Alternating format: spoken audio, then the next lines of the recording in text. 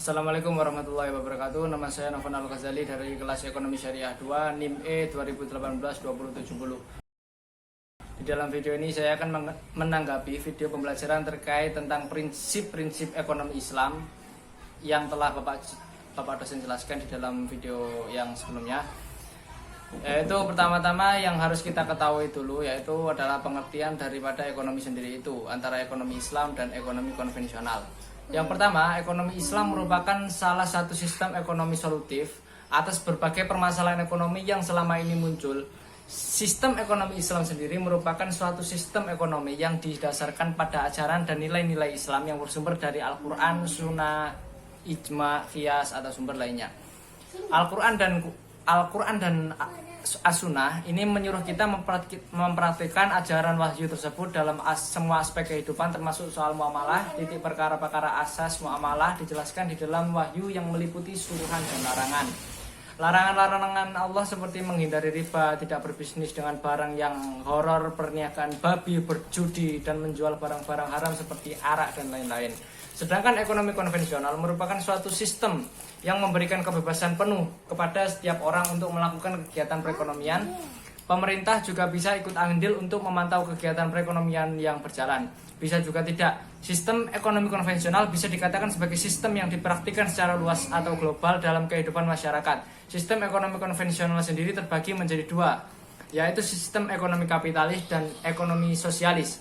Sistem kapitalis dan sosialis lahir dari dua ideologi yang berbeda, sehingga persaingan dua sistem ekonomi tersebut sebenarnya merupakan pertentangan dua ideologi politik dan pembangunan ekonomi, yaitu antara Amerika dan sekutunya Eropa Baratnya yang merupakan bagian dari kekuatan ekonomi sistem kapitalis, sedangkan bagian sistem ekonomi sosialis diwakili oleh Uni Soviet, Eropa Timur serta negara Cina dan Indochina seperti Kamboja dan lain-lain. Tujuan ekonomi Islam berdasarkan prinsip konsep dasar dalam Islam, yaitu tauhid berdasarkan rujukan pada Al-Quran dan Sunnah.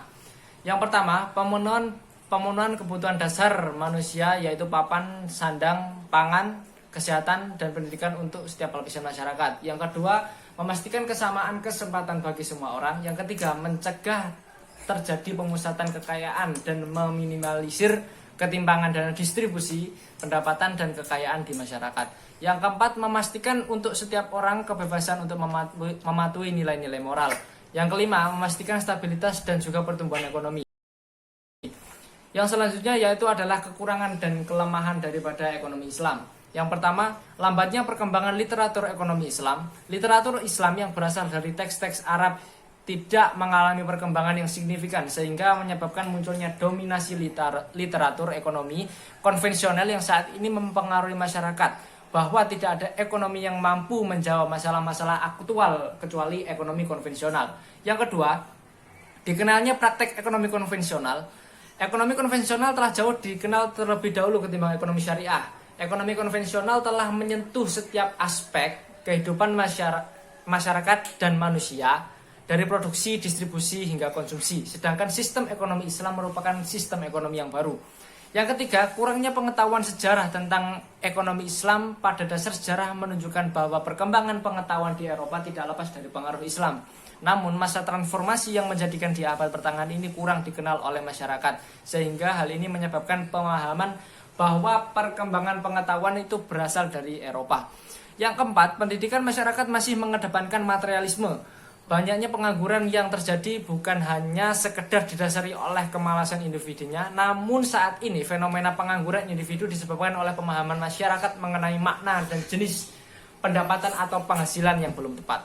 Yang kelima, tidak ada representasi ideal negara yang menggunakan sistem ekonomi Islam. Beberapa negara Islam seperti Timur Tengah telah menggunakan Islam sebagai pedoman pemerintahannya, ternyata belum mampu menjalankan sistem ekonomi Islam secara profesional. Hal ini yang kemudian menyebabkan tingkat kesejahteraan di negara tersebut kalah dibanding deretan negara Eropa yang menjadi pertimbangan berat ketika harus memilih menggunakan sistem ekonomi Islam. Memang pada dasarnya kita harus jujur mengenai ekonomi Islam yang masih belum bisa berperan secara maksimal dan membantu mengangkat ekonomi kerakyatan. Saya ambil contoh di sini seperti pedagang lebih menyukai pinjaman kepada rentenir dibandingkan pada BMT yang ada, karena rentenir itu tidak memerlukan persyaratan yang ribet, sementara BMT atau BPRS itu memerlukan segudang jaminan sebagai syarat peminjaman. Tidak bisa dipungkiri memang hal ini terjadi karena sistem ekonomi Islam sebagai suatu sistem yang disiplin ilmu pengetahuan masih tergolong baru jika dibandingkan dengan sistem ekonomi kapitalis dan sosialis. Apalagi realitas yang terjadi, ideologi ekonomi liberalis dan kapitalis sudah sangat mengakar sampai ke dalam kebudayaan dan kehidupan masyarakat dengan ciri-ciri watak individualismenya, yang ingin mencapai kenikmatan ekonomi dengan tanpa memikirkan nasib orang lain, sehingga muncul istilah eksploitasi buruh dan lain-lain.